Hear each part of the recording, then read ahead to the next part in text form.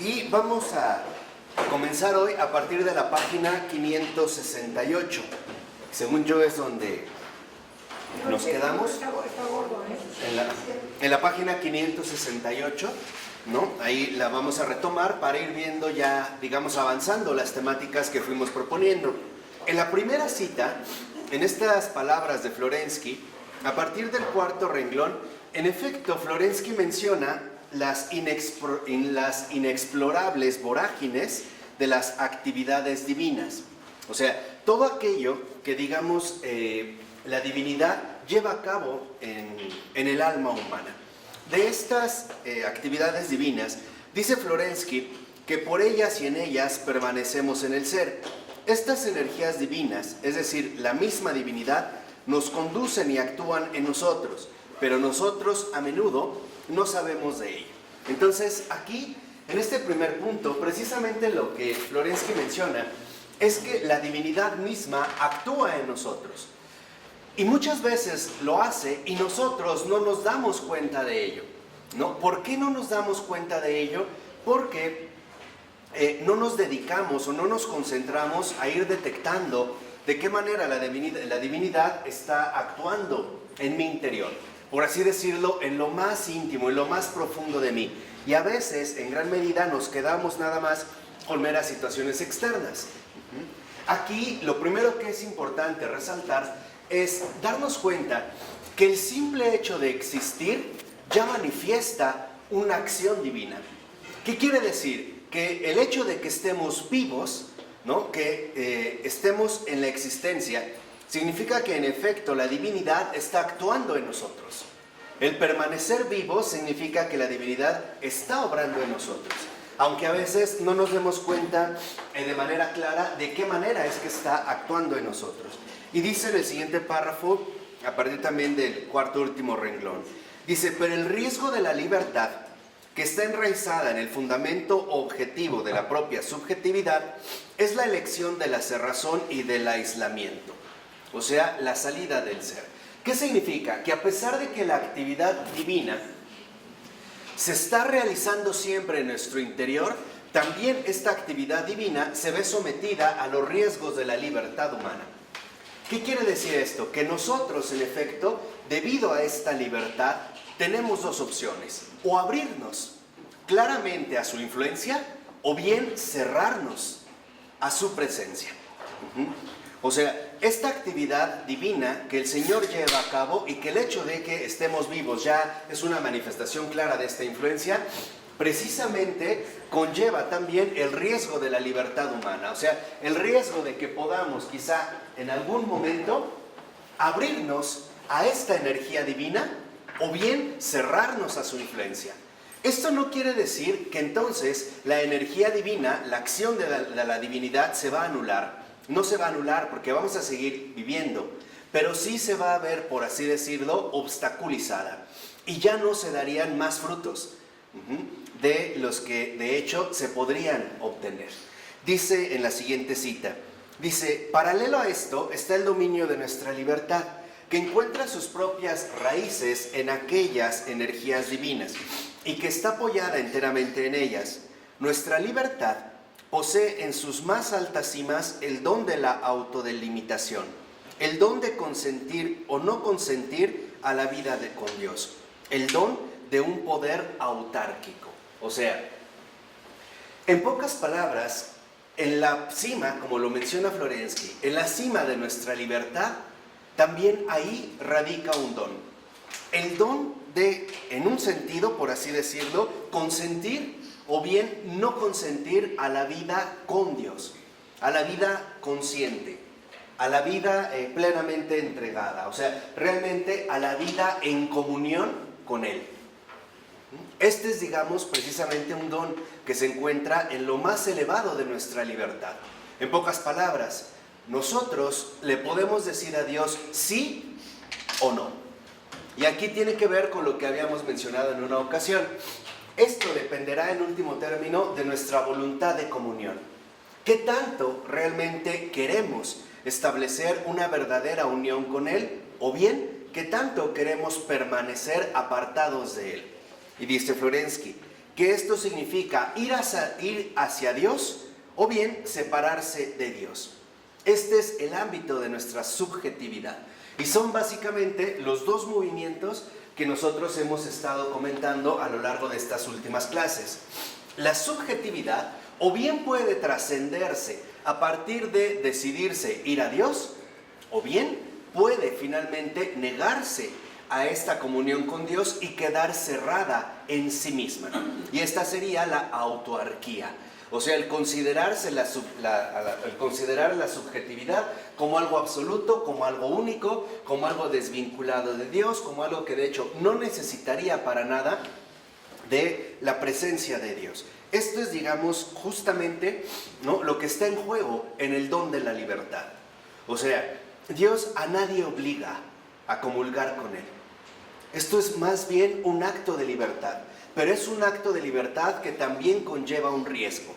El riesgo de decirle no, de no ir hacia Él, sino más bien apartarme de Él. O bien, en otros términos, que es lo que habíamos comentado, de en lugar de aceptar la posibilidad de ir a la objetividad, o sea, salir de nosotros mismos para recuperar la realidad, cerrarnos y quedarnos entonces ahora atrapados en nuestra propia subjetividad, no querer saber de nada más, ¿no?, más que lo que yo mismo estoy en ese sentido determinando. Y dice 2 renglones abajo: en nuestro poder está abrir el corazón a la fuente del ser, para que se derramen desde allí las corrientes de la vida, o por el contrario, cerrarnos en la subjetividad ontológica, descender al polo inferior, huir del ser. O sea, en pocas palabras, cada uno de nosotros, al ser libre, tiene el don de abrirse a las fuentes vivas del ser y a partir de ahí ser transformado, o bien negarse a participar en estas fuentes. Y entonces permanecer, ¿no?, como enclaustrado o atrapado en nuestros propios límites subjetivos. Por eso dice que cuando esto ocurre, cuando nosotros, en lugar de llevar a cabo un movimiento de apertura, más bien nos cerramos y por lo tanto nos apartamos del ser, empezamos a caer en el ilusionismo subjetivo, se marchitan también nuestros nexos con el mundo y nuestro ser se inmoviliza y se apaga. ¿Por qué se marchitan nuestros nexos con el mundo? Porque ya no tenemos una clara objetividad con respecto a las cosas. Todo queda distorsionado a partir precisamente de mi subjetividad distorsionada. En pocas palabras, ya no vivo a partir de la verdad, vivo a partir de mí mismo. Y en este sentido es como, en efecto, me voy a ir marchitando. Mis propias relaciones con todo lo demás, con el mundo en general, se van a ver seriamente atrofiadas, distorsionadas, alteradas, precisamente por mi subjetividad cerrada, por no abrirme, ¿no?, por no abrirme a las fuentes vivas del ser. Por ello, en 2 renglones abajo, 2 párrafos abajo, 5 renglones antes de que acabe, dice Florensky que la invocación es la energía de nuestra atención espiritual que traspasa el límite. Derramándose de los confines del sujeto, continúa siendo su energía, pero al mismo tiempo se convierte en una energía transsubjetiva y se une con aquello a lo que está dirigido. Y que de hecho es también lo que nosotros ya habíamos comenzado a decir la vez anterior. La manera clara o la manera inmediata de poder trascender la subjetividad es a partir de la invocación. O sea, reconocer la invocación en este sentido no solo es pedir la ayuda de Dios, es más esencial todavía, es reconocer que Dios existe como algo objetivo a mí, que hay algo más allá de mí mismo. Y este es precisamente el primer paso de la invocación, el aceptar, ¿no?, que no todo se reduce a mí, sino que hay una objetividad que en efecto me puede rescatar de mis propias equivocaciones o bien de mis propias distorsiones. De tal manera que entonces, aunque este movimiento viene del sujeto, ¿no?, la capacidad de la invocación, el simple hecho de llevarla a cabo convierte esta energía inicial en una respuesta de parte de Dios. Y antes de que nosotros lo pidamos. Sí, pero lo tenemos que manifestar. O sea, en pocas palabras, sí debemos de tener una intención. ¿Por qué? Porque si yo llevo a cabo la invocación, pero no tengo una verdadera intención, entonces no realizo absolutamente nada. Por ejemplo, es como algunas personas que en algunas circunstancias de su vida o en algunas situaciones que atraviesan le piden ayuda a Dios, pero en realidad no están dispuestos a aceptar esta ayuda. O sea, solo se quedan, por así decirlo, al nivel verbal. Por eso es que Florensky reconoce que la invocación, y esto es algo que debemos de tener muy presente, cuando yo hablo o cuando nosotros hablamos cristianamente de la invocación, no solo estamos hablando de una petición verbal, estamos hablando de una apertura del corazón. Y esto es lo más importante.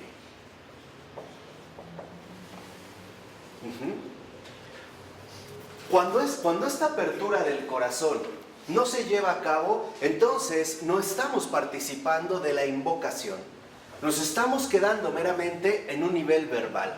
Ocurre un poco como con estas personas que van al médico por una cierta enfermedad, pero empiezan a decir, pero no me mande esto, porque me hace daño, tal. Y tampoco eso, porque eso me hace daño. No, y ese tratamiento tampoco, y tal. O sea, en realidad fueron a ver al médico para hablar de sí mismos. Ellos mismos se dieron la consulta. Llegará un momento en el que el médico le dijo, bueno, si usted sabe tanto, ¿a qué me viene a ver? Lo mismo pasa con el Señor. O sea, la invocación es una verdadera apertura del corazón. Es aceptar la influencia de las energías divinas. O sea, en pocas palabras, la invocación como apertura del corazón significa dejar que Dios obre en mí realmente. Esa es la invocación. De hecho, esa es la oración. Por eso nosotros lo habíamos comentado en alguna ocasión. Hacer oración y seguir igual es no hacer oración. Algo ahí no está saliendo bien. Y en efecto, lo que no está saliendo bien es que no hemos asumido una auténtica apertura del corazón. Invocar es reconocer que esta objetividad no solo me escucha, me responde y actúa. Es esto, la apertura del corazón es abrirse plenamente a la acción de Dios. ¿De qué manera se va a realizar esta acción de Dios? No lo sabemos, porque no le corresponde al sujeto determinar o calcular qué consecuencias se van a seguir de esta apertura. No es algo que en realidad está en nuestras manos. Y es lo que habíamos comentado también en una ocasión anterior. Si yo le pido algo a Dios, yo no tengo por qué convertir esta petición en una obligación. Por ejemplo, hay quienes le piden ayuda a Dios, pero están esperando que esta ayuda se manifieste de una determinada manera. Si así no se dio, entonces Dios no lo escuchó, no lo atendió, no lo ayudó, en pocas palabras, ¿no? Y esto es confundir las cosas. O sea, vivir la acción de Dios, la apertura de corazón, no es más que llevar a cabo un auténtico acto de fe. Es confiar en la acción divina de la manera en que esta acción se quiera llevar a cabo. Por eso ya lo habíamos dicho anteriormente, ya no podemos confundir a estas alturas la invocación con la petición. La petición es una exigencia clara. La invocación es una apertura del corazón que me permite a mí, precisamente, ¿no?, recibir la acción divina. ¿De qué manera? No lo sé. No es algo que a mí me compete determinar. Solo Dios podrá determinar cuáles serán las consecuencias que de este acto tan sencillo, pero tan importante como es la apertura, se puedan precisamente llevar a cabo. Por ejemplo, cuando el ángel le anuncia a María la encarnación, María no le dice, bueno, pero que sea niña. Eso es lo que quería que entendieran. Creo que con ese ejemplo queda clarísimo, ¿no? Ni tampoco le dice que sean gemelos, sino no sabe cómo va a ocurrir, no sabe qué va a ocurrir. Pero lo importante es que sí hay una verdadera apertura. ¿Por qué? Porque esta apertura no es más que la intención de en verdad dejarse fecundar por la acción divina. Es esto nada más. ¿De qué manera va a ocurrir? No lo sé. ¿Cuáles son las consecuencias que de ahí se van a derivar? No lo sé, pero Dios sí. Y eso es lo que a mí me mantiene tranquilo. Por eso es que ahí precisamente se vive un acto de fe. De tal manera que ahora por eso dice Florensky a continuación, que lo característico de la invocación no es en un principio el amor. Y esto lo debemos de tener muy muy claro. No. Lo característico de la invocación no es en un principio el amor. Dice, la intención del espíritu puede ser positiva o negativa.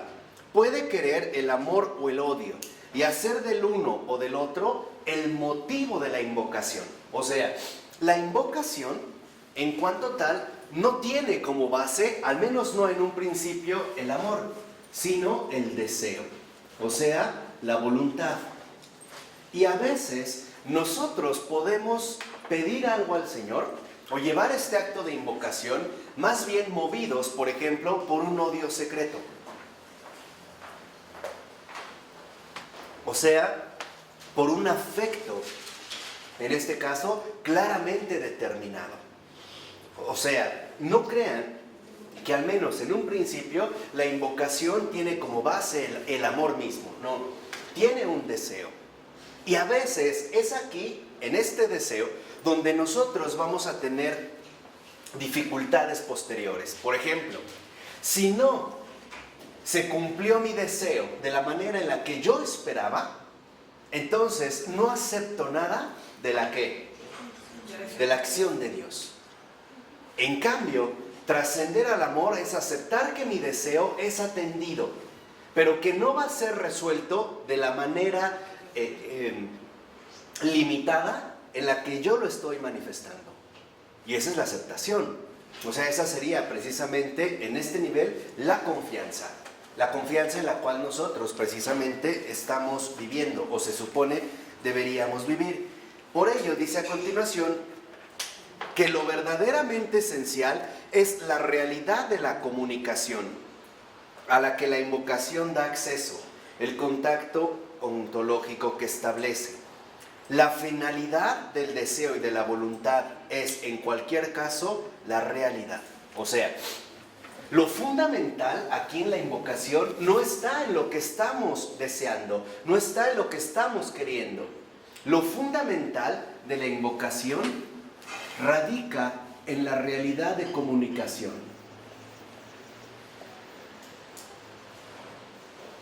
¿Qué es la realidad de comunicación?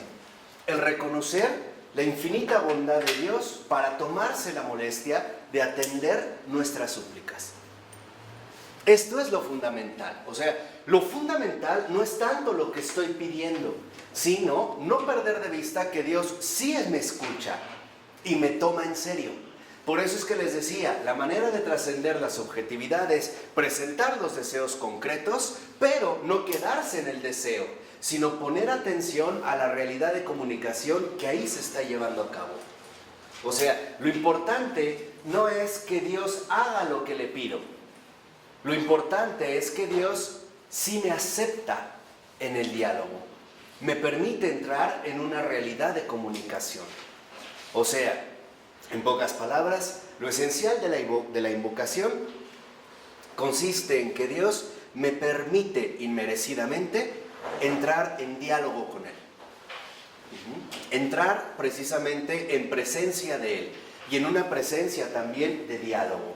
Esto es lo fundamental. De tal manera que entonces nosotros no podemos desviarnos fácilmente hacia los resultados que queremos obtener, que es a veces como el modo en el que nosotros llevamos a cabo la invocación. No, es como si tú quisieras hablar con una persona muy importante y decirle algo. Lo importante no es tanto si lo va a hacer o no. Lo más importante es el detalle que sí te recibió. No sé si me explico. No es que cumpla lo que estás pidiendo, sino el gesto amable de haberte recibido. Aunque a lo mejor Digo, aunque a lo mejor no haga lo que le pides, pero el simple gesto de haberte aceptado en su presencia, eso es lo fundamental. Esta es la realidad de comunicación. Que no asumamos nuestra relación con Dios como una especie de negocio, donde yo pido, hago mi inversión, ¿no? Oré, pedí, recé, supliqué, etcétera, y estoy esperando a cambio la mercancía. No, no es un negocio, es un encuentro. Y eso es lo fundamental de la invocación. O sea, la categoría central de la invocación como realidad de comunicación es encuentro. Nos encontramos con Dios. Y esto es precisamente lo primordial. Ya si después se da o no lo que he pedido, será secundario. Pero lo fundamental es que, en pocas palabras, no me veo privado de entrar en diálogo con Él. En un diálogo personal, en un diálogo de persona a persona. Pero pasan muchas cosas en este encuentro. Ah, sí, claro. Es lo que hay que decir. De hecho, o sea, lo que pasa es que nosotros dirigimos o asumimos equivocadamente la invocación pensando en los resultados. O sea, a ver, hemos reducido la frase evangélica. Jesús dijo, pidan y se les dará. Pero nosotros nos quedamos más con el se les dará, como si fuera un resultado. Pero no hemos entendido que cuando Jesús dijo pidan y se les dará, es como decir, pidan y se les dará la oportunidad de ser recibidos, ¿no? O sea, se les aceptará precisamente a participar en este diálogo. Y esto es lo principal. ¿Por qué? Porque nosotros, desafortunadamente, y este es un síntoma cultural, nos hemos vuelto demasiado pragmáticos. ¿Qué significa esto? Que nosotros pensamos siempre o ordenamos las cosas en base a los resultados obtenidos. Y mientras más rápidos sean los resultados, mejor. Y esto lo podemos ver en el caso tan ridículo de todos los artículos que se venden, por ejemplo, para bajar de peso. Te untas una cremita reductora caliente, no sé qué, y al otro día bajaste 2 tallas o en media hora. O sea, es una vergüenza. O sea, si uno realmente lo asume con seriedad, veremos que es algo ridículo. Pero esto es lo fundamental. Cuando Jesús dice, pidan y se les dará, es decir, diríjanse a mí y se les va a dar acceso. No sé si me explico. O sea, lo primero que debemos tener muy presente es que la invocación no depende de los resultados. La invocación depende de este acceso que se nos permite para establecer con Dios un verdadero diálogo. Por eso es lo que les decía, lo fundamental no es tanto que se cumplan o no mis deseos, sino que Dios me permite expresárselos. ¿Qué quiere decir? Que nosotros no debemos mantener una postura pragmática que quiere resultados. No, debemos madurar en una postura espiritual, el encuentro con Dios. De hecho, el simple encuentro con Dios da más dones que el cumplimiento de los deseos. ¿Por qué? Porque ahí donde Dios es recibido, todo es santificado. De tal manera que eso es lo que quiero que entiendan. El encuentro, ahora sí, ya no depende tanto, como lo mencionó Ana Laura, de pedir mi salvación. Aquí yo debo de enfocarme en que lo central está en la santificación. ¿Cómo me voy a santificar?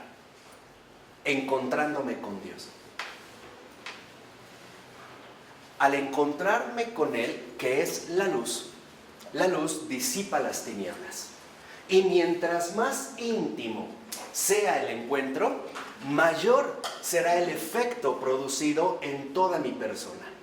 De tal manera que entonces aquí vemos cómo la santificación significa profunda intimidad.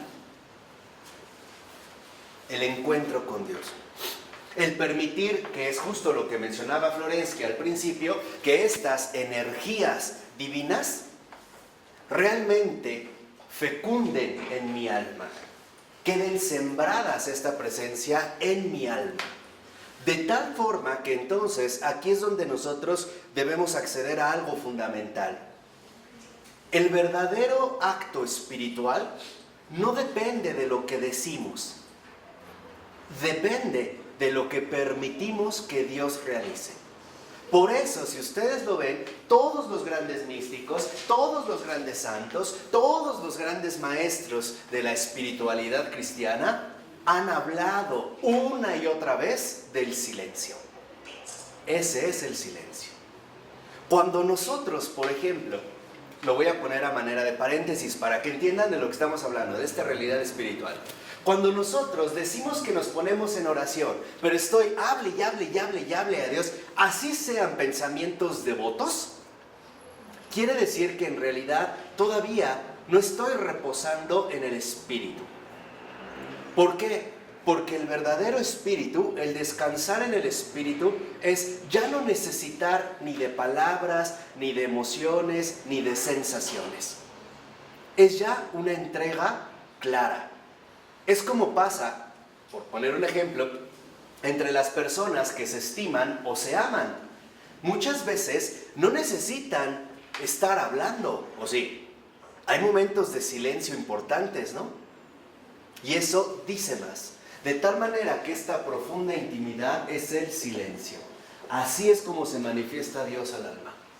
En tus manos encomiendo mi espíritu. Nada más, así. O sea, lo que quiero que vean, y esto es lo fundamental, es que no es tanto lo que decimos lo que le da valor a la invocación.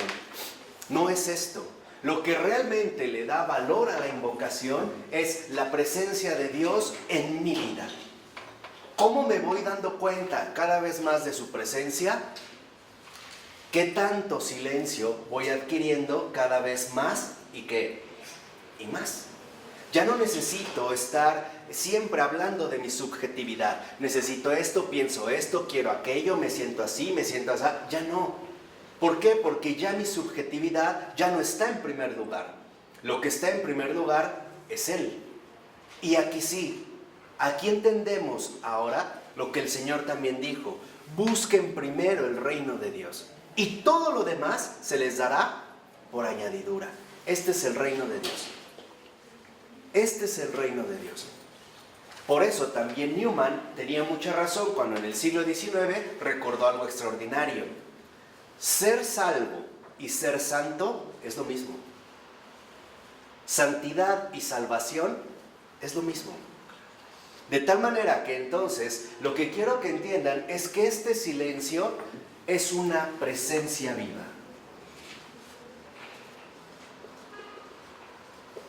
Y esta presencia viva, cuando realmente se lleva a cabo la apertura del corazón, se manifiesta como paz.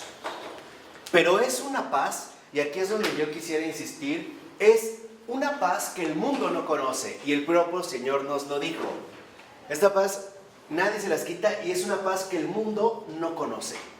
¿Por qué? Porque nosotros supondríamos que esta paz significa estar relajados, estar tranquilos. Esta no es la paz que da el Señor. Es una paz que no podemos reconocer en nuestra propia subjetividad.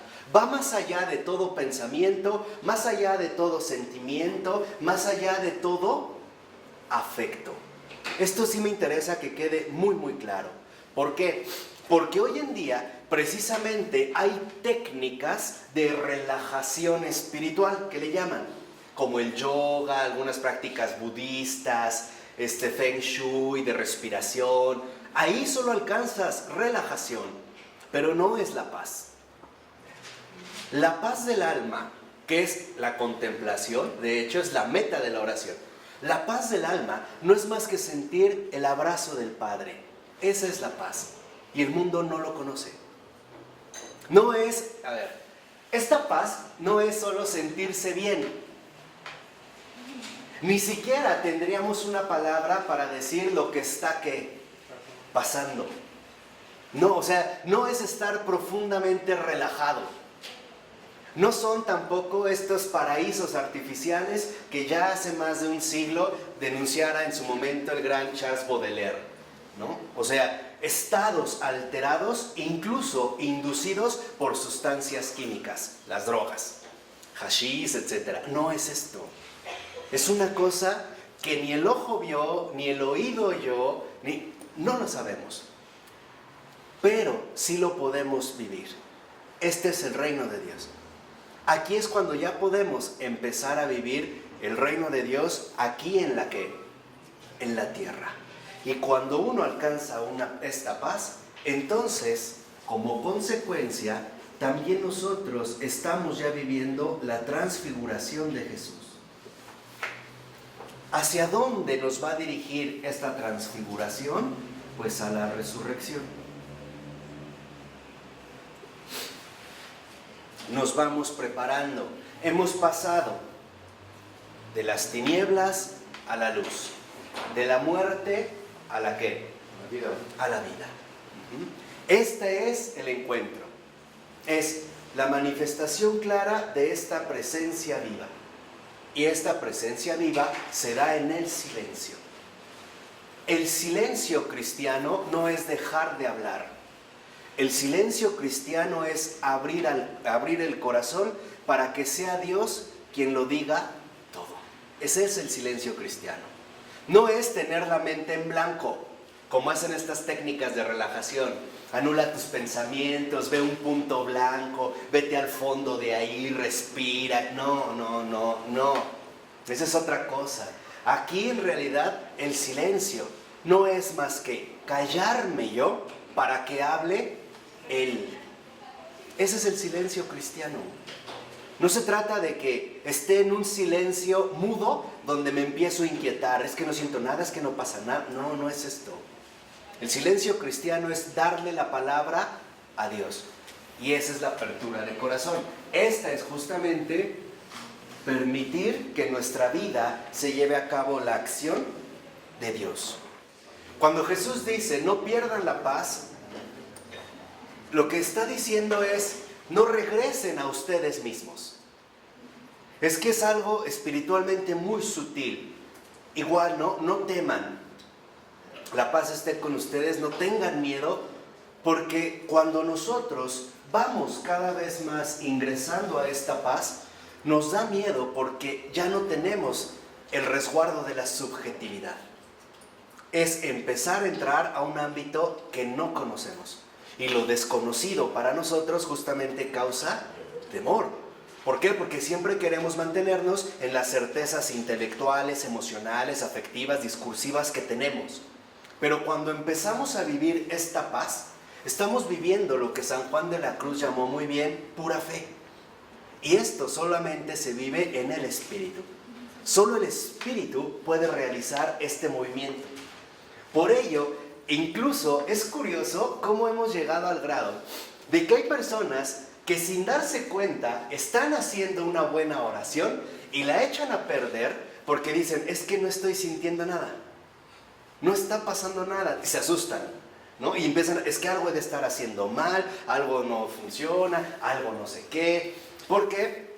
Porque nosotros no nos hemos dado cuenta que en efecto, no temer, no perder la paz es, déjate superar, déjate trascender, no te sigas quedando en tus propias limitaciones. Por ejemplo, en los modos emocionales, tus rutinas emocionales a las que estás acostumbrado. No, supera esto, supérate. Tampoco te quedes limitado a tus propias estructuras intelectuales, a suponer que si algo ocurrió de tal manera, estuvo bien, porque no es así. Ya lo vimos también con Florensky. Hay, por ejemplo, personas que pueden entrar a hacer oración y sentir un fervor enorme y piensan que por eso estuvieron a los pies de Dios. Mentira. Estuvieron llenos de su propia subjetividad. Eso es lo que los inflamó. En realidad no estaban mirando a Dios, se estaban mirando a sí mismos. Sí, pero a veces Dios te consuela. Claro, Como sí. Muchos inician con muchas consolaciones. Pero estas consolaciones no son definitivas. No, pero así Dios obra también. No, claro. A mí me parece que a veces las consolaciones son como los empujoncitos que Dios nos da para los momentos serios. Son como bolitas de oxígeno que vamos a tener que ocupar en algún momento. Por ello, es muy importante que nosotros entonces ya nos demos cuenta cómo esta relación, precisamente la invocación, es esta realidad de comunicación cuyo encuentro, en último término, nos va a dar como resultado la santificación, es decir, ¿la qué? La paz. Y hay un proceso que nosotros tendremos que vivir, la noche de los sentidos, lo que se suele llamar noche oscura. Ahora, vale la pena aclarar algo. Cuando hablamos de noche oscura, nosotros pensamos en tinieblas. No veo nada, todo está denso, Dios no me quiere, como que me puso un desafío inmenso donde tengo que ir así en la nada, ciegas, dando tumbos. No es esto. Si uno lee seriamente a San Juan de la Cruz, veremos que cuando San Juan de la Cruz habla de la noche de los sentidos, no es más que la anulación de la subjetividad. O sea, el superar nuestras propias limitaciones. Ya no sentimos a lo que estamos acostumbrados. Es ir más allá para permitir que esta presencia viva se manifieste de manera contundente. Y ese es un acto de fe. Por eso San Juan de la Cruz insiste mucho en la pura fe. Pero no es una fe ciega. La pura fe no es otra más que aquella que ya ha superado sus propios apegos personales. O sea, sus modos de sentir, sus modos de pensar, sus modos de reaccionar, todas sus rutinas internas ya han sido superadas. Y al principio esto en efecto nos causa temor. ¿Por qué? Porque empezamos a ingresar a un ámbito donde permanece siempre lo desconocido, lo incalculable, lo que no podemos controlar, lo que no podemos precisamente medir. ¿De acuerdo? Así que para que todo esto se realice, en realidad solo necesitamos una cosa, y se los dije hace un momento. Para que la acción de Dios se lleve a cabo, solo requerimos manifestar una auténtica intención. Y esta intención incluso podría traducirse como la siguiente frase contundente: aquí estoy. Nada más. Nada más. Eso es orar. Orar no es más que decirle a Dios: aquí estoy. Abro mi corazón para que su acción divina se lleve a cabo. ¿Qué vamos a obtener de ahí? Santidad. Esto es seguro. Pero ¿qué más? O sea, en los resultados no sabemos. Pero hay algo que sí nosotros vamos a percibir, y esto es muy muy claro, ya para que lo tengan muy presente.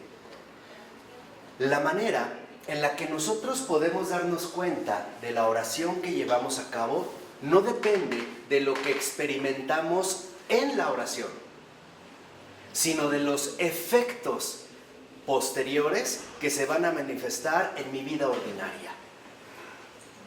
Esto es lo fundamental. ¿Cómo es eso? Sí, o sea, la calidad de la oración o lo que hoy hemos obtenido por la acción de Dios no se va a notar en el momento mismo de la oración, en lo que sentí, en lo que vi, en lo que escuché. Esto no. Se va a manifestar en los efectos que se van a dejar en claro en mi vida ordinaria. Por ejemplo, si antes a lo mejor me dejaba llevar muy fácilmente por la ira, uno de los efectos de esta acción de Dios es que sí me enojo, pero ya no me hundo en la ira. O sea, ¿por qué? Porque me puedo enojar, pero como en el centro de mi ser ya está brotando la fuente de la vida eterna, la acción de Dios, esto ya no tiene el mismo poder sobre mí. Y mientras más nosotros avanzamos en tal situación, después ya ni siquiera sentiremos las molestias de estas debilidades. ¿Sí queda claro? Y esto es notorio, porque cuando se dan estos efectos, a nosotros mismos nos sorprende. Y algo nos queda pero clarísimo, esto no viene de mí. Y lo vamos a decir, esto es obra ¿de quién? De Dios. Queda claro, ahí está la objetividad. Esa es la realidad. Por eso les decía, el centro no es lo que experimentamos en la oración. El centro es lo que vivimos después, justo por haber hecho la oración. En pocas palabras, la oración no se reduce a un momento subjetivo, sino que la oración trae como consecuencia un cambio auténtico de vida. Un cambio profundo de toda nuestra estructura vivencial. Todas nuestras estructuras se ven renovadas. E incluso no solo renovadas, también emergen aspectos totalmente nuevos e insospechados. Posibilidades que solo Dios tenía presentes. Ni nosotros nos hubiéramos imaginado que fuéramos capaces de algo así. Y cuando permitimos que Dios tomara la iniciativa, estas posibilidades ocultas, estos, como me gusta llamarlos, ríos subterráneos del alma, ¿no? Estos ríos hondos dentro de las cavernas del alma brotan. Y cuando brotan, lo primero que empezamos a dar es testimonio de Jesús. Ahí aparece, de hecho, no me puedo detener mucho ahí, pero ahí es donde aparece la figura del testigo. Empiezan a brotar fuentes de agua viva. Algo nuevo está emergiendo de ahí. Y así, de hecho, también es como, en efecto, se va a empezar a llevar nuestra verdadera comunión con Dios.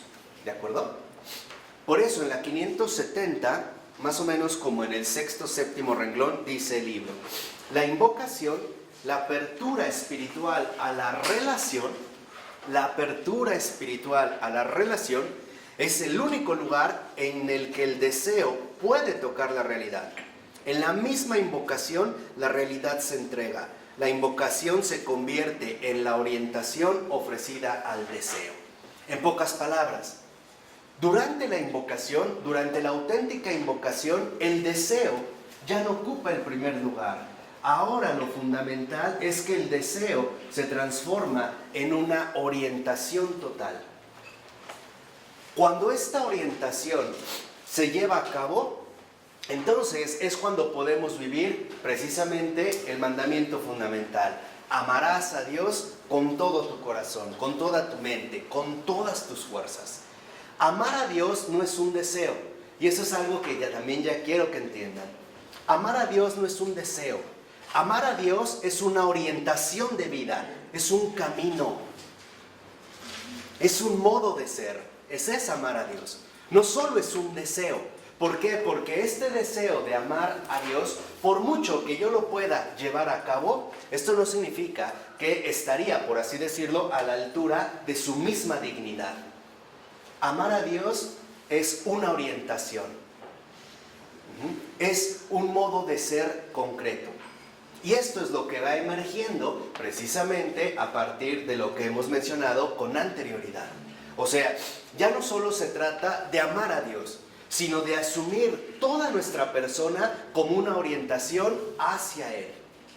¿Qué quiere decir? Que el deseo ahora ha alcanzado su plenitud. Ya no solo quiero algo, lo quiero a Él. ¿Por qué lo quiero a Él? Porque Él lo es absolutamente todo. ¿Cuál es la finalidad de la oración? ¿Cuál es la finalidad? Sí. Como tal, la contemplación, o sea, la experiencia viva del amor de Dios.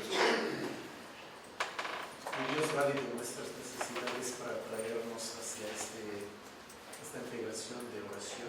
Sí, pero no solo de nuestras necesidades, también de nuestras capacidades. Ahí es donde se vive el don de la libertad. Yo puedo aceptar o rechazar esta presencia del Espíritu. Ese es un don. O sea, yo, en pocas palabras, yo puedo decirle sí a Dios o puedo decirle no.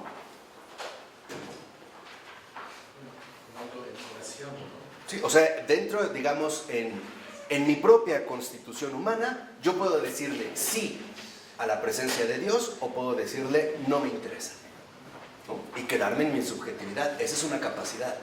Esa es justamente la fuerza que se transmite en la voluntad a través de un deseo. Quiero o bien no quiero. Por eso creo que Jesús le dijo muy bien a Santa Faustina en el Diario de la Misericordia que en último término todo se reduce a la voluntad. ¿Por qué? Porque en este deseo, cuando realmente se planifica, se convierte en una orientación. Pasamos de lo particular, querer algo solamente, a asumirlo absolutamente todo. Yo ya no solo quiero algo, lo quiero todo. ¿Y quién lo es todo? Solo Dios. Este es, digamos, precisamente cuando se convierte ya en una orientación. O sea, la orientación no es más que una dirección de nuestra persona. Orientarse es un dirigirse siempre a Dios, desde Dios, en todo momento. Esta es, digamos, la diferencia. Y esto es precisamente también lo que la invocación va realizando. Por ello, cuando nosotros empezamos a darnos cuenta de esto, dice más o menos unos 3 renglones abajo, que la invocación es un acto espiritual que hace que el él, o mejor el ello, se convierta en un tú. ¿Qué significa esto? Que cuando nosotros realmente realizamos este acto espiritual, entonces notamos o aceptamos que Dios no es algo, sino alguien. Y al ser alguien es una persona concreta, con la cual yo puedo entrar en un diálogo de comunión. Dice, si el deseo no es el amor, la invocación produce la destrucción de la persona, porque en cualquier caso, la finalidad de la invocación se realiza en ella. La invocación puede convertir en tú a la fuerza diabólica. Y aquí también Florensky entra en un punto fundamental de la realidad espiritual. ¿Por qué? Porque cuando nosotros realmente hemos trascendido el deseo para alcanzar la orientación, aquí sí, podemos ver que la orientación no es más que, ahora sí, el amor. Todo está dirigido por Dios y para Dios. Esta sería, vamos a decirlo así, precisamente la secuencia. Pero si nosotros no dirigimos este acto espiritual a Dios vivo y verdadero, al Padre, al Hijo y al Espíritu Santo, o sea, si no comenzamos por la verdad, ¿se acuerdan por qué era tan importante iniciar con la persignándose? ¿Se acuerdan que lo vimos en la clase pasada? Como es un acto espiritual, si yo no invoco al Dios vivo y verdadero, entonces esta invocación también va a tener una respuesta espiritual. La diferencia es que vendrá del mal espíritu. ¿Sí se entiende por qué? Esto es fundamental, ¿eh?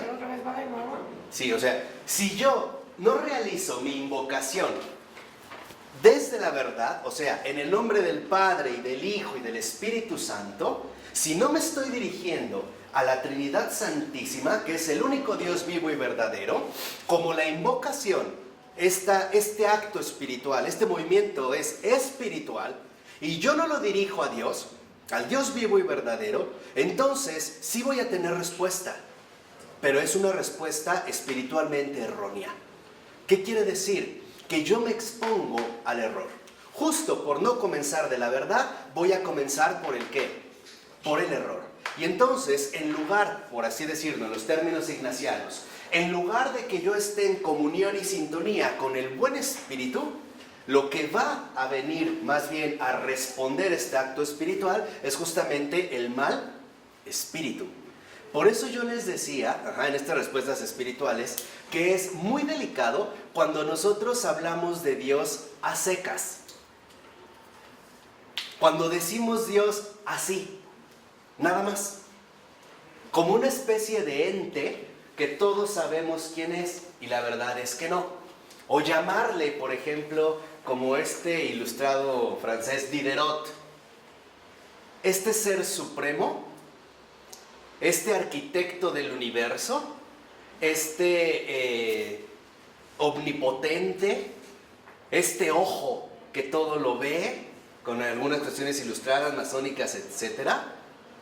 Este acto, si tiene una intención espiritual, pero no va dirigido al Dios vivo y verdadero. Por lo tanto, la respuesta que vamos a obtener va a ser espiritual, pero de un bando equivocado. Es que estábamos diciendo, la invocación como un acto espiritual, nada más. No por lo que digo o lo que expreso, sino simple y sencillamente mi intención de abrir mi corazón a la acción de Dios. Esa es la invocación. ponerme realmente a disposición de Dios.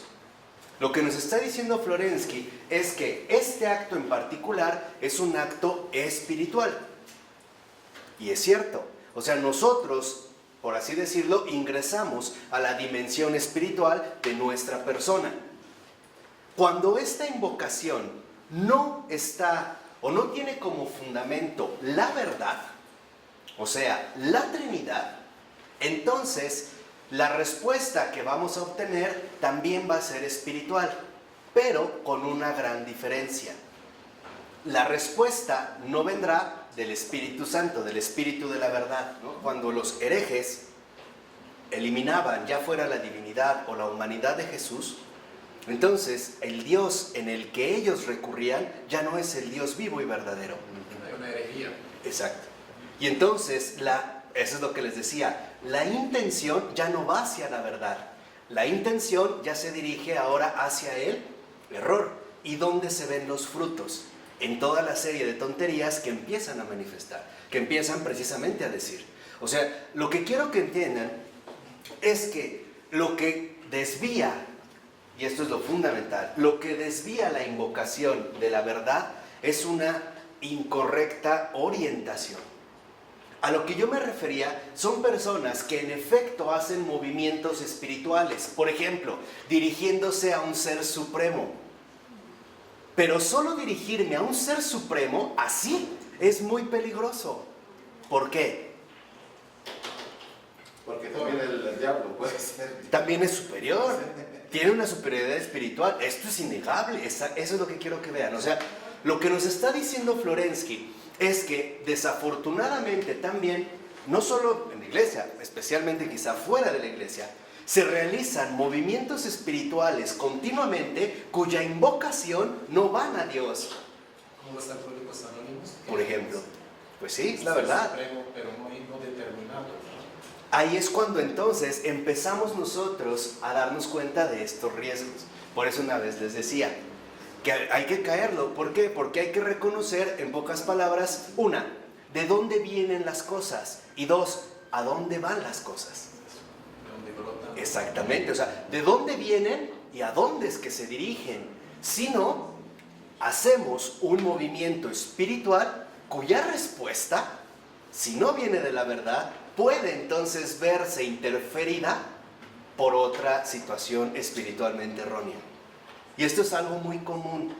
Si ustedes lo ven, por ejemplo, también, no sé, cuando Auguste Comte, este positivista francés con el que ya arreglaré las cuentas en poco tiempo, empieza a hacer su teoría, empieza a hablar de este Dios, sí, creador, omnipotente, bla, bla, pero termina diciendo que en pocas palabras, este Dios no es más que la humanidad entera.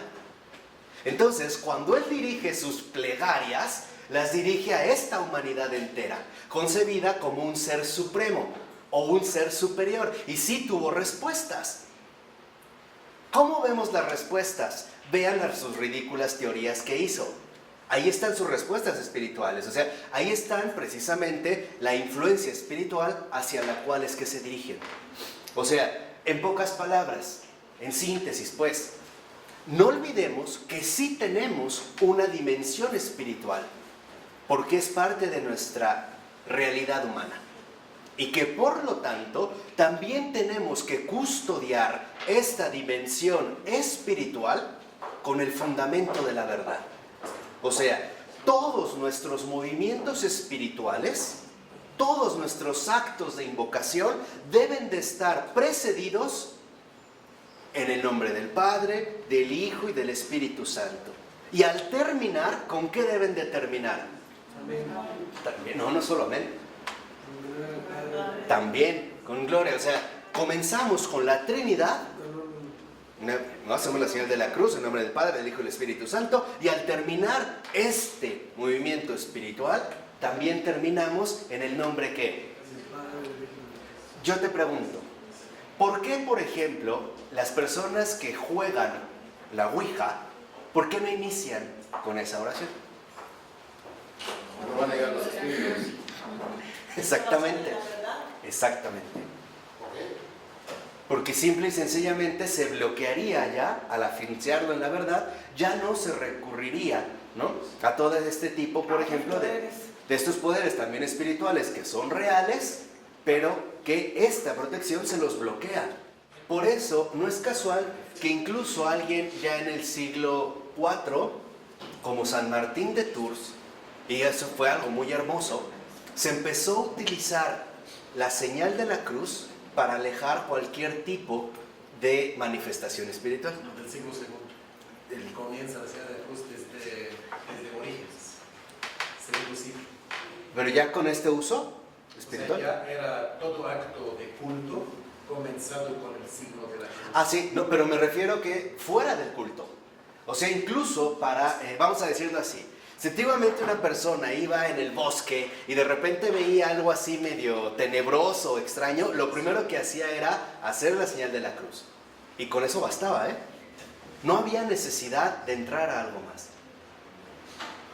Esto es un poco lo que quiero que entiendan hacerlo. Hacia lo que se dirige, ¿no? Por ello, dice en la última cita de la 570, la invocación, por consiguiente, no solo concentra nuestra atención en el invocado, o sea, no solo me concentro en que me estoy dirigiendo a Dios, sino que hace que en Él se reúnan todos los fuertes hilos de nuestra relación ontológica con el ser, nuestros vínculos dispersos, debilitados y errantes, con todo lo que está fuera de nosotros, se reúnen, se tensan, se definen aquí. O sea, para Florensky, la orientación, que no es más que la dirección del amor, uno, genera ya una total vinculación y por lo tanto una reunión. ¿Por qué es una reunión? Porque nosotros, por el simple hecho de haber sido creados, estamos unidos a Dios, queramos o no queramos. Lo queramos o no queramos, el simple hecho de haber sido creados nos une a Él.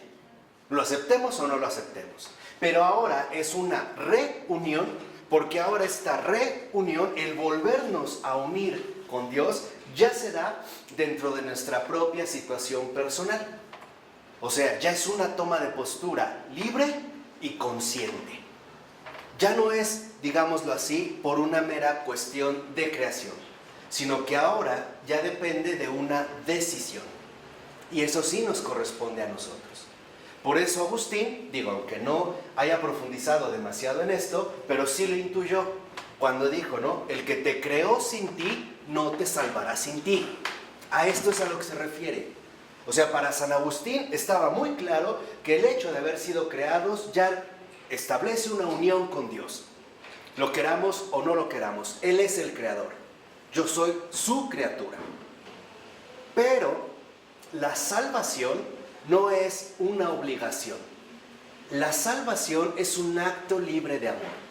Y así como Jesús se entrega libremente, así como el Padre acepta libremente la entrega del Hijo, y así como el Espíritu Santo acepta libremente el plan del Padre y el Hijo, así la criatura debe corresponder a su Creador. O sea, en un acto de amor libre. Y esta libertad, acuérdense, solo se alcanza con la verdad, que es lo que hemos insistido. Para que yo pueda darle una verdadera respuesta a Dios, necesito hundirme en la verdad. Porque desde ahí es donde yo alcanzaré la auténtica libertad. Esto es algo realmente importante de tener en cuenta. Por eso dice a continuación, nuestra relación con el mundo se vuelve clara y activa. ¿Qué quiere decir? Que cuando nosotros alcanzamos esta vinculación y reunión, y es verdad, lo primero que uno obtiene son dos cosas. Primera, claridad. ¿Por qué claridad? Porque Dios es luz. Por eso, porque Dios es luz, ahora nuestras tinieblas se disipan. Yo no estoy diciendo que esto se lleve a cabo de inmediato, pero sí estoy diciendo que esta claridad es notoria. Es como cuando empieza a amanecer, ¿no? El sol va saliendo y se empieza a ver una claridad. Pero de esta claridad también viene otra cosa, actividad. O sea, misión. ¿Qué quiere decir? Que es algo que también nosotros lo vimos con Adrian von Speyer. Entra el día en nuestra vida. Y en el día hay que trabajar. Vamos, por ponerlo más simple. Cuando alcanzamos esta orientación, esta vinculación y esta reunión, la claridad es justo la condición necesaria para ponernos en marcha, o sea, para pasar a la actividad, o sea, para cumplir la misión. Si no hay claridad, no podemos cumplir la misión. Lo cumplimos mal, no bien.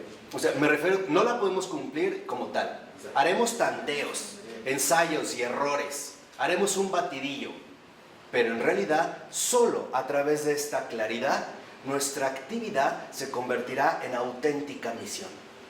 Esos son los ríos de agua viva que brotan de una persona. Ese no es más que el testimonio del Espíritu Santo. Esto es lo que se lleva a cabo.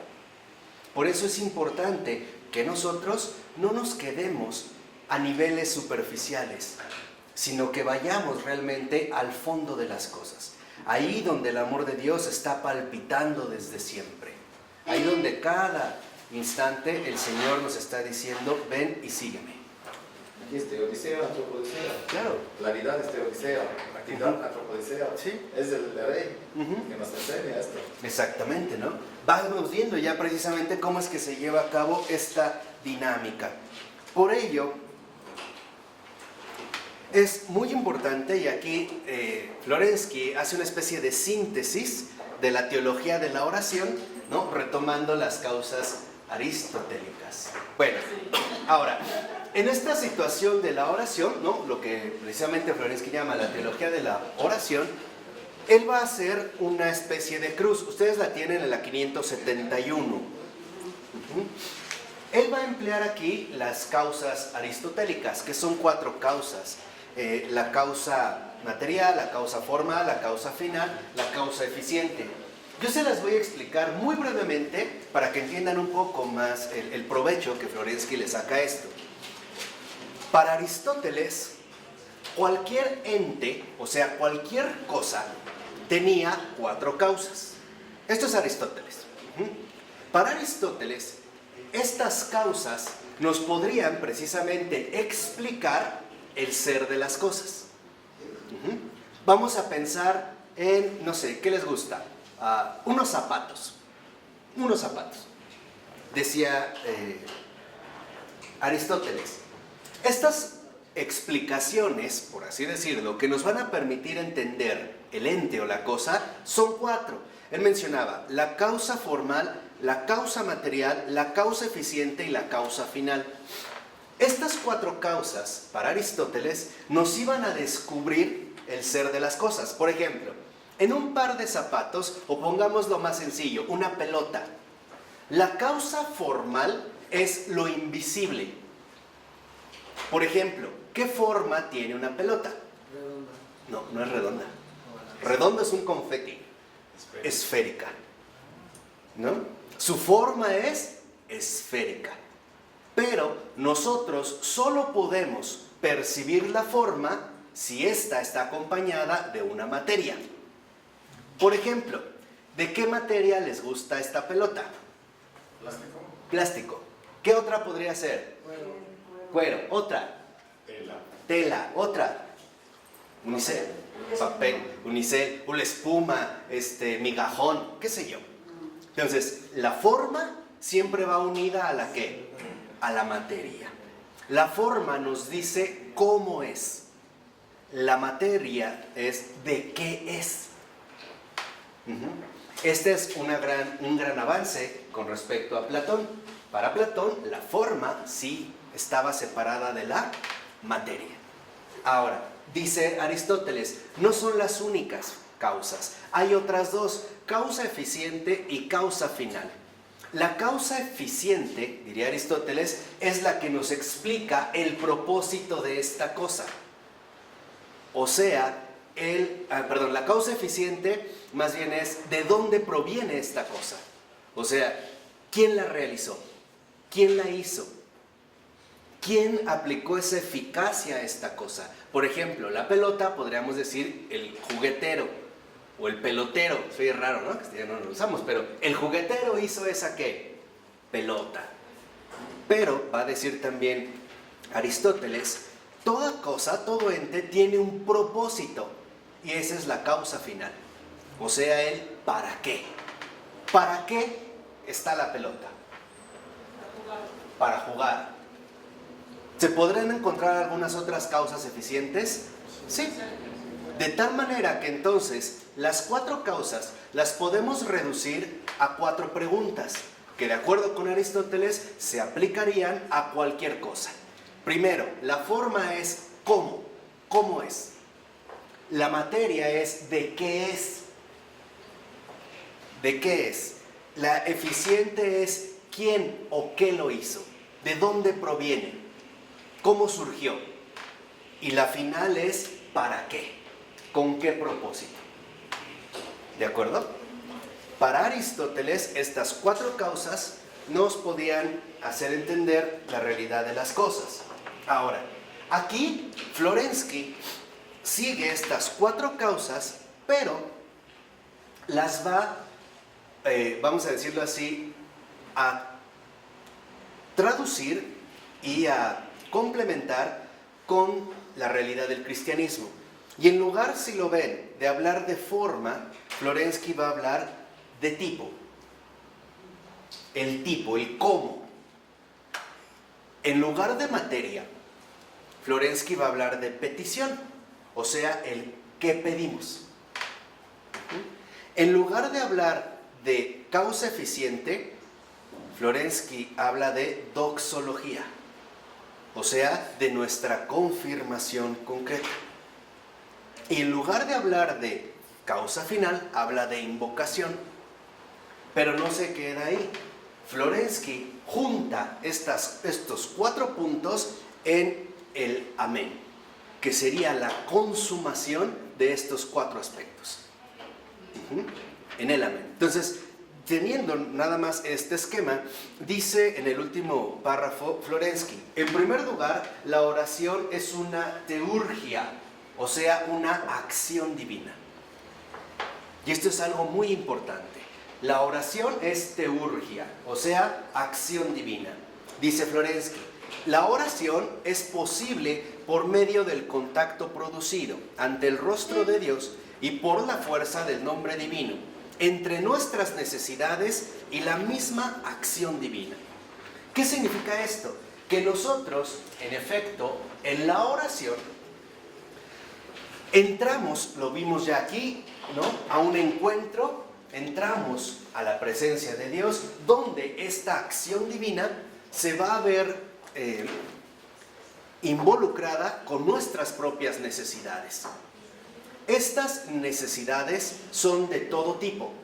No crean que solo hablamos, por ejemplo, de necesidades materiales o de necesidades específicamente económicas. No, son necesidades de todo tipo. Por ejemplo, cuando a veces quisiéramos salir de una duda, de una inquietud, de una preocupación, de una enfermedad, etc.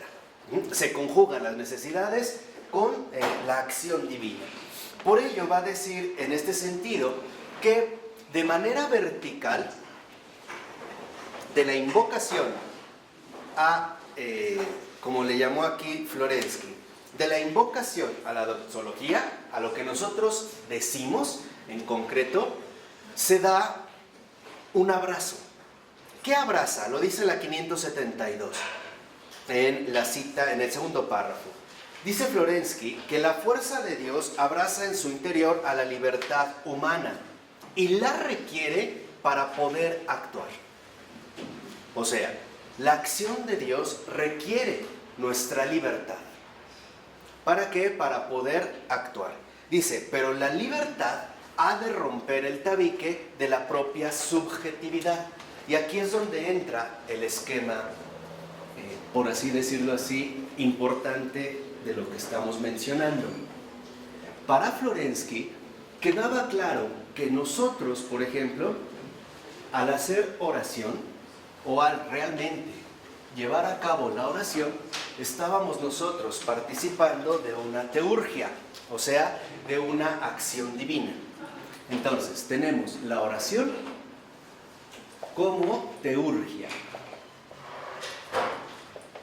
o sea, acción divina. Aquí está la oración. En esta oración, en tanto teurgia, en tanto acción divina, se dan, por así decirlo, también algunos componentes sumamente característicos y concretos. El primero, y eso es lo que precisamente menciona Florensky, es que esta oración aparece en un momento la fuerza de Dios. Y esta fuerza de Dios requiere la libertad humana para poder actuar. Que ya una vez nosotros lo habíamos visto. ¿Por qué Dios nos hizo libres para poder responderle a Él de manera plena? Por eso es, en pocas palabras, que somos libres. De tal manera que ser libre no es ser estúpido o hacer tonterías. Nos da esta libertad para dar una auténtica respuesta a Él.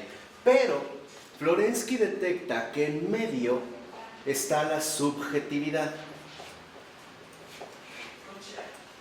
¿Qué es en este sentido la subjetividad? Toda la serie de hábitos intelectuales, emocionales, afectivos, etcétera, que hemos ido adquiriendo y adoptando a lo largo de nuestra vida. Ahí es donde se va a dar precisamente la subjetividad. Y considera Florensky que para que nosotros podamos dar una auténtica respuesta a la acción de Dios, o sea, para que realmente podamos vivir la oración, necesitamos romper la subjetividad. En este sentido, la subjetividad aparece como un tabique, o sea, como un obstáculo entre Dios y el hombre. Y esta subjetividad le pertenece ¿a quién?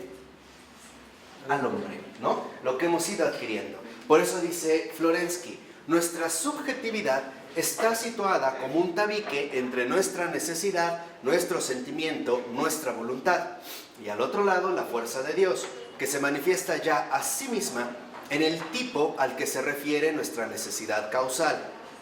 De tal manera que entonces aquí lo que busca en los dos últimos renglones Florensky es, dice el texto, la misma libertad espiritual se precisa para consentir a la acción de la energía divina. Con su apertura, el sujeto humano se destituye de su mismidad y deja su lugar al sujeto divino, orientándose hacia él. O sea, para Florensky, cuando nosotros realmente rechazamos la subjetividad, alcanzamos ahora aquí el tipo divino. ¿Cuál es, o mejor dicho, quién es el tipo divino? Jesús. Exactamente, es Cristo. De tal manera que entonces esta subjetividad, y lo veremos más adelante, esta subjetividad no solo es anulada porque sí, sino que más bien ahora es reencauzada a su verdadero propósito, que es alcanzar el tipo divino. Para Florensky, el tipo es el modelo perfecto, aquello hacia lo cual nosotros, de hecho, estamos dirigidos. ¿Qué quiere decir? Lo que dijimos hace un momento, que aquí para Florensky la subjetividad deja de ser mismidad, deseo propio, para convertirse en orientación, para literalmente, ¿no?, dirigirse ahora a él. Este es el primer momento. Dice a continuación, este tabique, dice Florensky, debe ser destrozado por un propio acto de la voluntad. Entonces, ¿cómo se destruye este tabique? No es a través de un esfuerzo titánico que resultaría, en pocas palabras, inaccesible, inalcanzable para el ser humano. No, el acto es muchísimo más simple y sencillo. Solo se requiere nuestro consentimiento a la irrupción divina en nuestra actividad. En pocas palabras, aquí para romper la subjetividad y alcanzar el tipo divino que es Cristo, nosotros requerimos el consentimiento. O lo que es lo mismo, como si nosotros le dijéramos a Dios, hazlo. Y Él en efecto va a responder. ¿Quién va a realizar los verdaderos cambios en nosotros? Él. Lo único que necesitamos es permitírselo. Hazlo. Realízalo tú. Por eso les decía, hacer oración es lo mismo que decirle simple y sencillamente, aquí estoy. Eso es todo. Sin quedarse a veces enredado, ¿no?, en esta subjetividad como sublimada, ¿no? No, simplemente es decirle, hazlo. Y dice Florensky, lo cual, el consentimiento, conlleva nuestra autoabnegación, rasgar la subjetividad, abandonar nuestro lugar y abrir espacio en nosotros al mismo Dios. Ese es el consentimiento. Abandonar nuestro lugar y abrir espacio para Dios. Dejarle el lugar a Él. Este es el verdadero consentimiento cristiano, es dejarle todo el lugar a Él.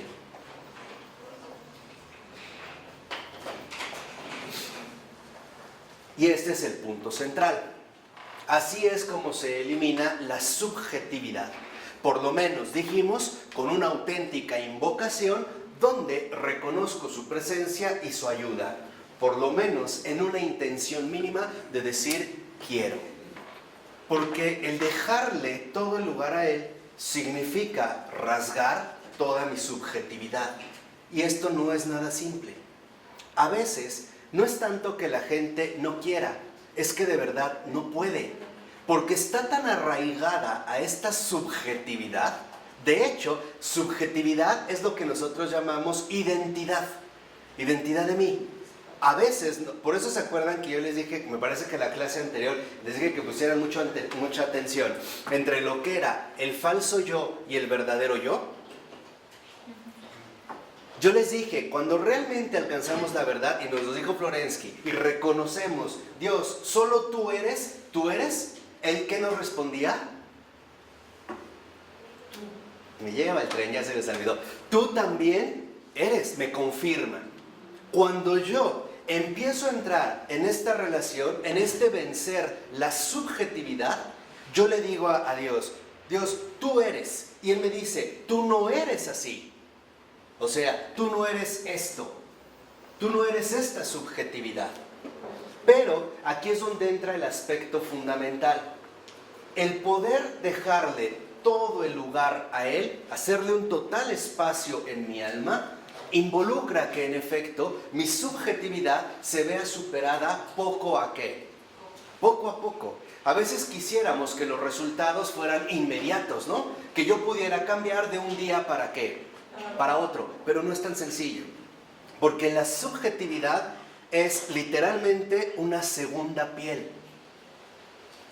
Y cuando tú te arrancas la subjetividad, también se va la piel que traías. Y esto hace que en efecto el alma, por así decirlo, quede en carne viva. Y esto, yo te pregunto, ¿es doloroso o no? Sí es doloroso.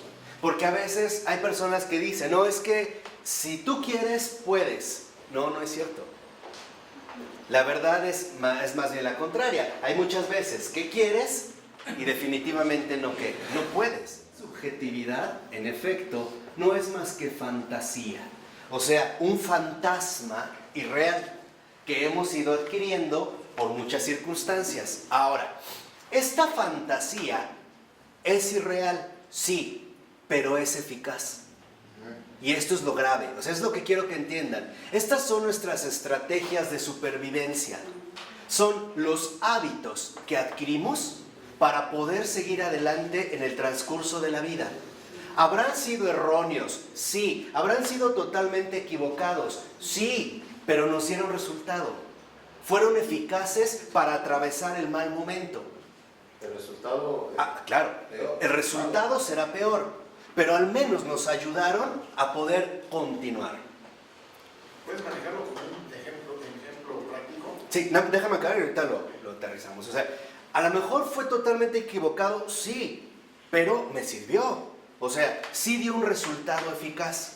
Es esta eficacia la que a nosotros nos engaña, haciéndonos creer que por haber sido eficaz, entonces es algo benéfico. O sea, confundimos eficacia con beneficio. Y esto es lo que nos va haciendo que esta fantasía se vuelva para nosotros en un verdadero arraigo. O sea, estamos arraigados a esta fantasía. Cuando esta fantasía se empieza a desmoronar, obviamente vamos a entrar en crisis. ¿Por qué? Porque yo toda mi vida me había sostenido en una ¿qué? Una Fantasía. Y eso duele. Acuérdense lo que nos dijo Florensky, hay que sufrir mucho Para crecer. para crecer. Y sufrir muchísimo más, ¿para qué? Acuérdense, hay que sufrir mucho para crecer. Y sufrir todavía muchísimo más para alcanzar la verdad. Hacienda de crecer. ¿Para alcanzar qué, perdón? La verdad.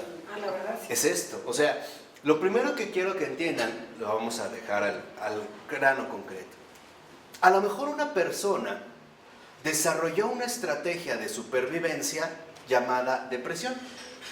A lo mejor las circunstancias difíciles de su vida, que no solo tuvieron que haber sido en la infancia, pudieron haber sido hace poco o algo, ¿no? O sea, ante ciertas circunstancias de la vida, lo primero que hace es adquirir un hábito que le pueda ayudar a salir del paso. ¿Cuál? Encerrándose en sí misma y tratando, por así decirlo, de agotar su propia emocionalidad interna, o sea, su propio malestar. Pero al verse en este mismo malestar, obviamente empezará a generar un determinado asco. Y entonces sus emociones se ven distorsionadas de tal manera que por una dificultad, después esta persona se ve de inmediato, se avienta como un clavado a la tristeza profunda, ¿no? Sabe aventarse a la tristeza, pero no sabe cómo salir de la tristeza. No sabe. Sabe que si me hacen esto, ¿a dónde me voy? A la tristeza. Por eso les decía que ya no podemos seguir siendo ingenuos como católicos. Es que nosotros como personas somos seres encarnados. Y esta encarnación nos da una complejidad inmensa. La subjetividad es el modo habitual de ser que adquirimos, pero no es lo que somos.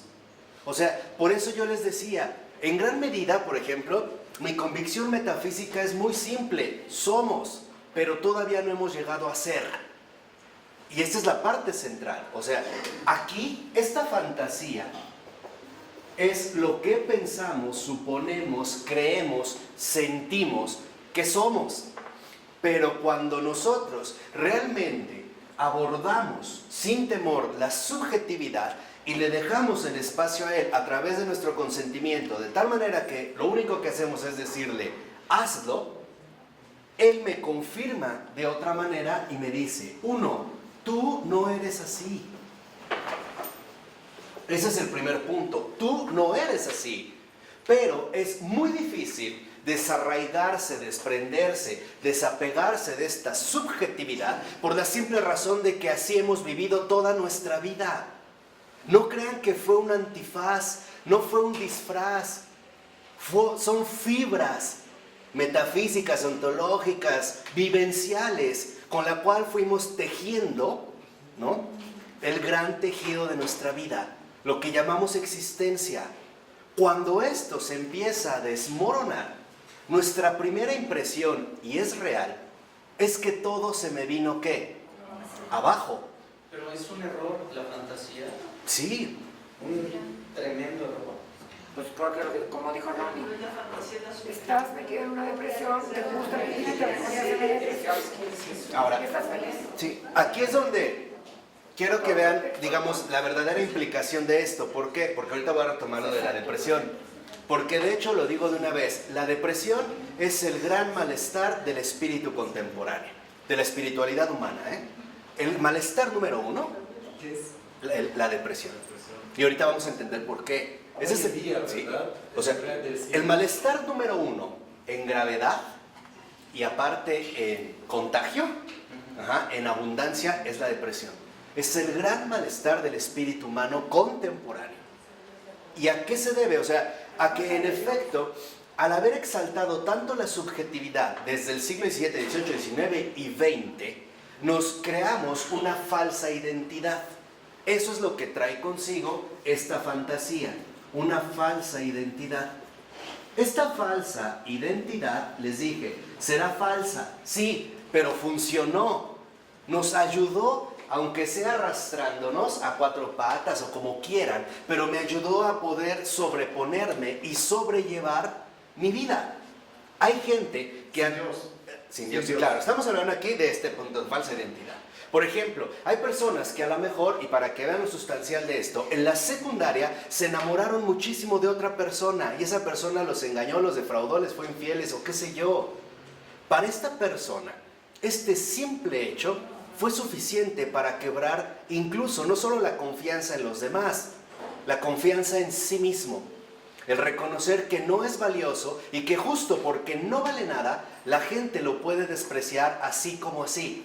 Y más cuando dice, pero es que en realidad fui bueno y está siendo honesto. No hice nada para fallar. Realmente me entregué, bla, bla, bla, bla. Cuando este tipo de situaciones límite, como yo las llamo, aparecen, nuestras respuestas tienen que ser inmediatas.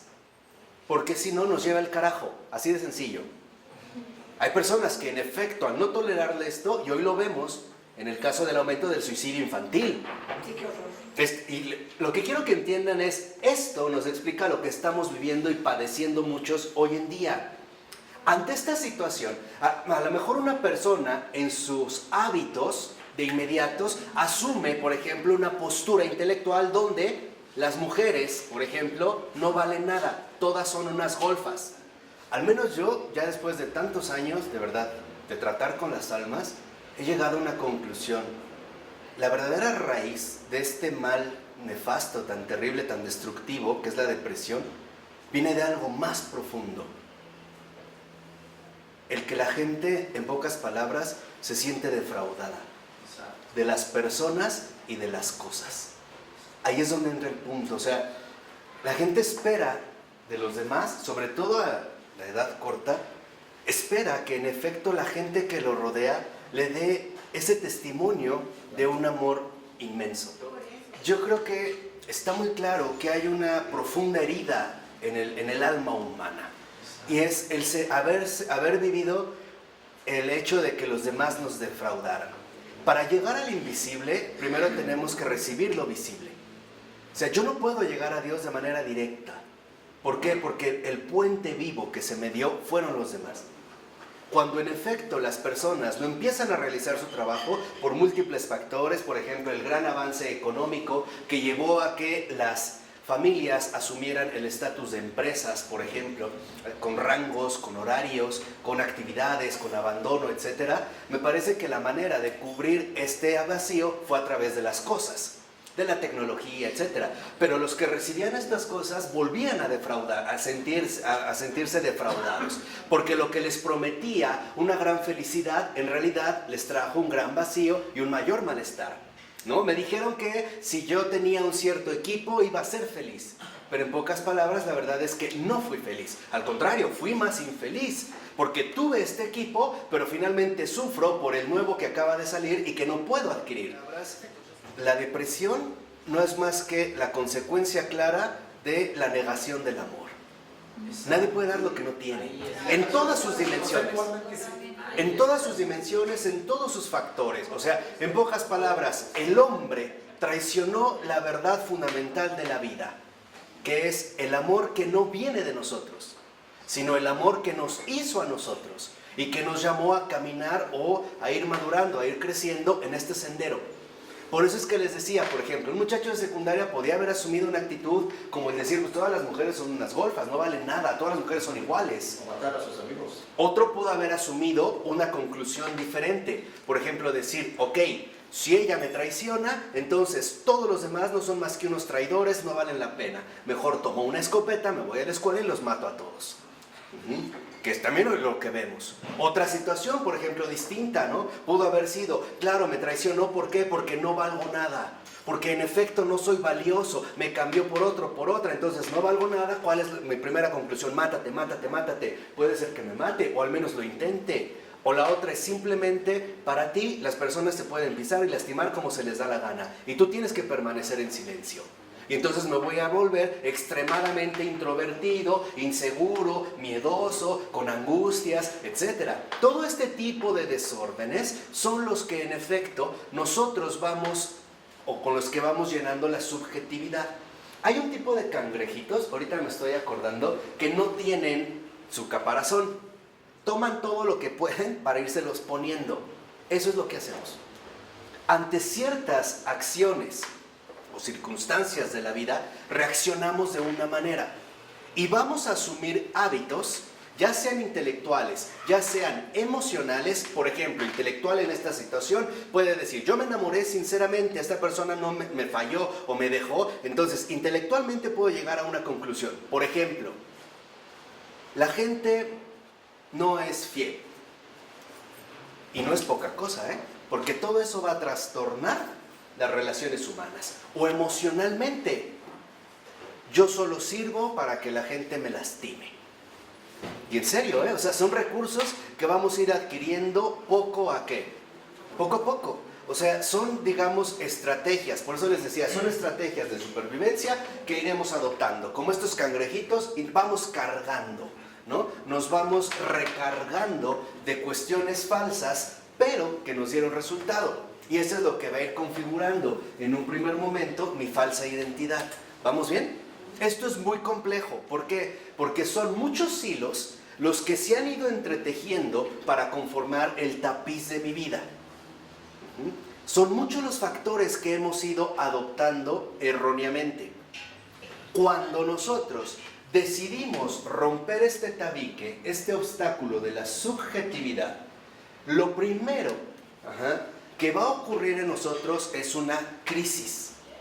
¿Por qué? Porque no es tan fácil que en tu conciencia quede algo claro.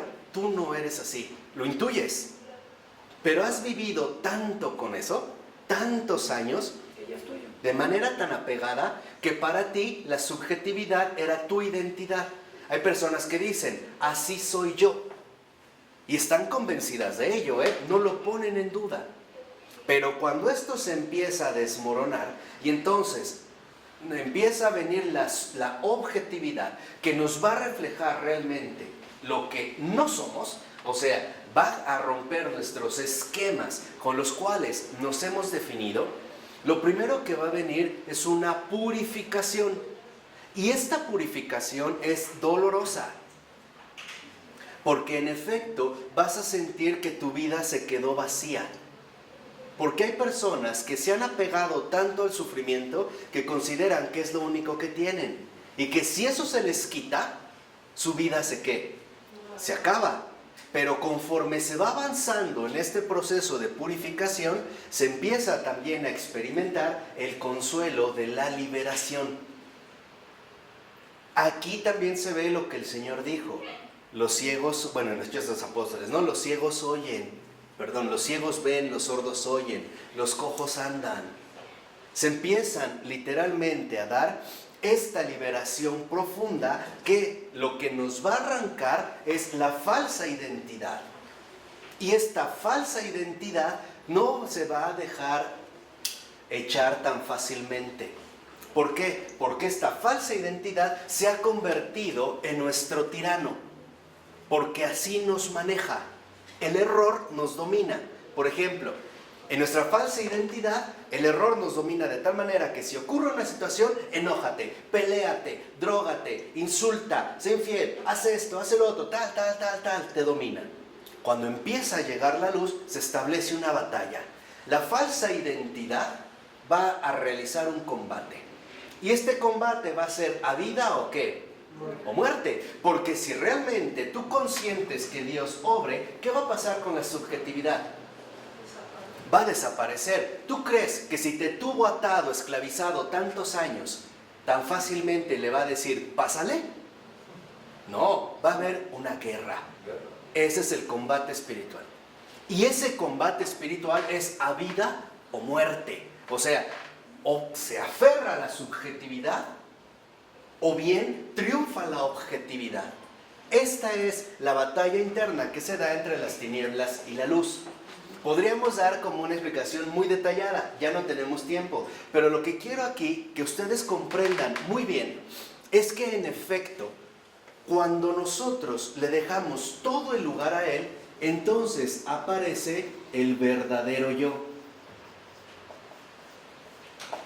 Y me empiezo a dar cuenta a la luz de la verdad lo que soy y lo que también no soy. Cuando alguien dice, es que no se deja sacar precisamente por Dios, muchas veces puede ser por dos motivos. Primera, porque en efecto hay un apego total a su propia subjetividad.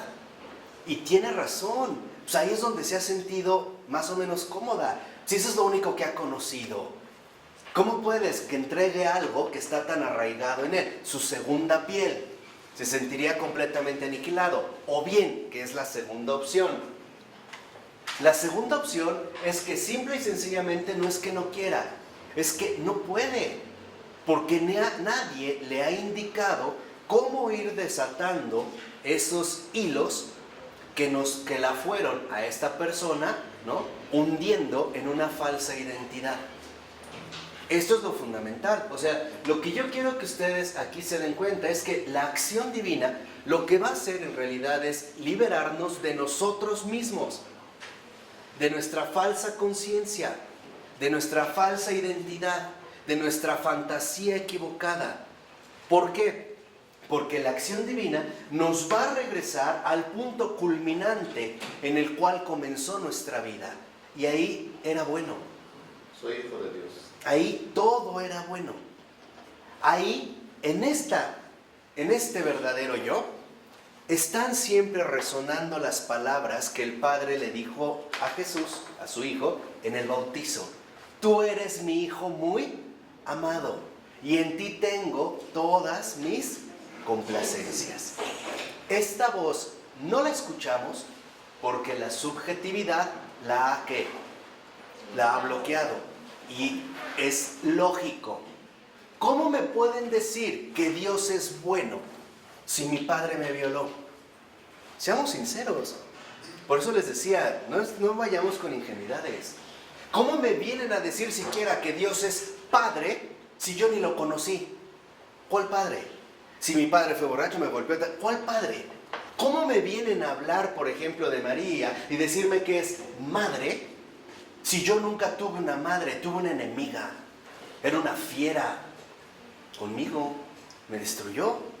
¿Cómo me vienen a decir que el mundo es bueno si lo único que veo son mentiras, engaños, traiciones, ¿no?, sufrimiento y dolor causado no solo en los demás, también en mí? Y este es el abismo, la herida más grave que se ha abierto en el espíritu humano, la traición del amor. Es una ausencia, la falta de amor, ¿no? Esa es la traición del amor. En pocas palabras. Por eso te despedaza. Claro, pero ¿y te despedaza desde qué? Desde chico hasta grande, o sea. Cuando has crecido, sí. Si tú lo ves, te voy a poner un ejemplo muy sencillo. Con esto vamos a terminar. Si yo llego con un niño chiquito de unos 3 o 4 años, o 5 o 6, y lo agarro y lo cargo y le digo, ¿te aviento a la luna? Él me dice, sí. No lo duda. Esa es la vida de fe. Si yo lo aviento y no ha visto lo jodido que estoy y no lo subo más de 10 centímetros y lo vuelvo a cachar, no me hace un escándalo ni me demanda. Le digo otra vez y ¿qué dice? Sí. Esa es la vida de fe. ¿Por qué? ¿Qué significa la vida de fe? ¿Qué es lo que habíamos visto hace un momento? Que en efecto, la vida de fe no es otra cosa más que vivir según las dimensiones de Dios, no las mías. Por eso en un niño agarra un cochecito, empieza aquí, se va por la pared, agarra la puerta, sube la venta, ¿no?, la planta. O sea, el niño carece ¿de qué? De límites. Porque para el niño, el yo, como subjetividad, no existe. Tan es así que puede haber padres que visten muy mal o muy ridículamente a sus niños y el niño no se queja. O les cortan el cabello de manera nefasta y el niño no hace huelga, no protesta, sobre todo con esta inspiración infantil de Benito Juárez, ¿no? Creo que todos pasamos por ahí en la primaria, ¿no? Rayo bien pegado y casquete corto, ¿no? O sea, todos por ahí pasamos, ¿no? La inspiración Benito Juárez. Pero no hay problemas. Y esto es lo que quiero que entiendan. O sea, a lo que yo me refería es que en efecto hemos traicionado el amor. Y lo que el hombre está llamado a realizar es el triunfo del amor. En otras palabras, hoy en día vivimos la traición del amor. De padres a hijos, de hijos a padres, de amigos, entre amigas, entre novios, entre esposos, entre vecinos. Es curioso que un niño siempre espera lo mejor de los demás. El niño, por eso siempre vive el continuo asombro, que es la experiencia espiritual auténtica. El niño siempre está atento de todo lo que ocurre. Jamás se mete en sí mismo. Por ejemplo, para el niño es, wow, una plantita. Nunca se cuestionaría, ¿estoy viendo una planta o no? A ver, ¿realmente mis categorías del entendimiento están produciendo este fenómeno o no? ¿Es algo objetivo o subjetivo? No importa. Tan es así que si, por ejemplo, un niño de repente pequeño va a una fiesta y el papá, por lo que sea, está ya muy alcoholizado y le dice al niño, súbete, el niño se sube, ¿eh? El niño no dice, oye, ¿te estás dando cuenta de los grados etílicos que sobrepasan tu sistema sanguíneo para el cual es probable que te... No, el niño se sube sin cuestionar. Ese es un acto de fe. No, porque no conocen mal también. Ese No conocen mal. es que eso es a lo que voy. Ojo, no estamos hablando aquí de bien y mal. Estamos hablando de que la subjetividad, esta falsa identidad, brotó de la traición al amor. Y esta traición al amor es lo más difundido hoy en día en el alma humana. Y nosotros también hemos defraudado y lastimado a muchas almas. Aún lo peor de todo, sin darnos cuenta. Cuando en realidad... Siempre, históricamente, eso siempre, desde el pecado, el hombre deja de mirar a Dios, Okay. y mira a sí mismo, ahí está la subjetividad. Pero no de esta manera tan drástica. Ahorita que mencionábamos, por ejemplo, la depresión, ¿sabían que en la Edad Media, que esa parte, el periodo históricamente más largo, más de 1000 años, no había suicidios? ¿No les parece raro? En la Edad Media no había suicidios. La integración familiar. A lo que voy es que en la Edad Media, y esto es algo fundamental, no es la subjetividad la que está en primer lugar, es la objetividad.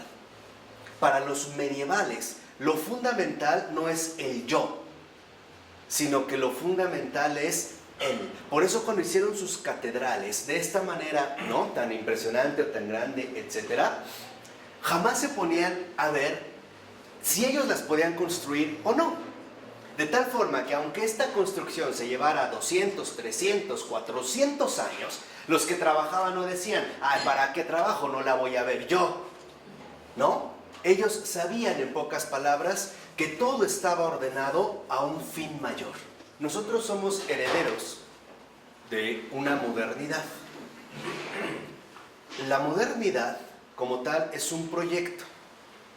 Y de fondo, si hacemos una lectura fina de la modernidad, podremos darnos cuenta que está basada en un solo axioma, en un solo principio. Primero yo. Torre de Babilonia. Ahí empieza la modernidad. Y al decir primero, fíjense, escuchen, entiendan bien lo que voy a decir, medítenlo, utamurmente, ¿no? Apliquemos inteligencia. Cuando en la modernidad se basó en este principio, primero yo, y lo hizo como una invocación, como un acto espiritual, no dirigido ni basado en la verdad, recibió una respuesta. Cuando el hombre dijo, primero yo, espiritualmente se oyó también una voz fuerte que decía, sí, 3 no son 3. Ahí lo dejo. En el nombre del Padre, del Hijo y del Espíritu Santo. Amén.